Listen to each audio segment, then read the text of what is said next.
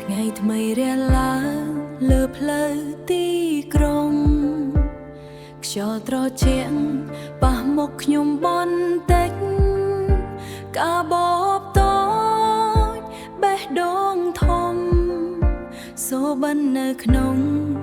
ចិត្តមិនធ្លាប់បាត់ម៉ូតូឆ្លងកាត់ពន្លឺភ្លើងភ្លឺមនុស្សជាច្រើនកំពុងរត់តាមពេលខ្ញុំក៏ដើរតាមផ្លូវរបស់ខ្ញុំសង្ឃឹមថាថ្ងៃមួយនឹងឈានដល់គោលដៅខ្ញុំនឹងហោះទៅឆ្ងាយជាងមេសូបានខ្ញុំមិនអោយនរណាបញ្ឈប់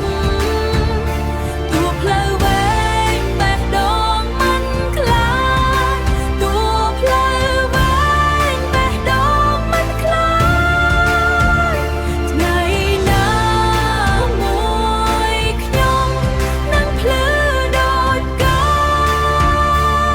យពេលខ្លះយប់យឺនខ្ញុំមើលមេសួរខ្លួនឯងថាអាចធ្វើបានទេប៉ុន្តែភ្លឺ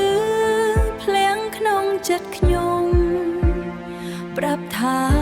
កុំឈប់ដើរបើខ្យល់បក់ខ្លាំងខ្ញុំនឹងឈរឡើយ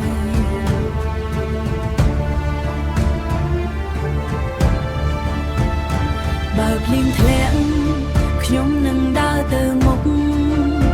ទីក្រុងធំនេះអាចធ្វើឲ្យខ្ញុំត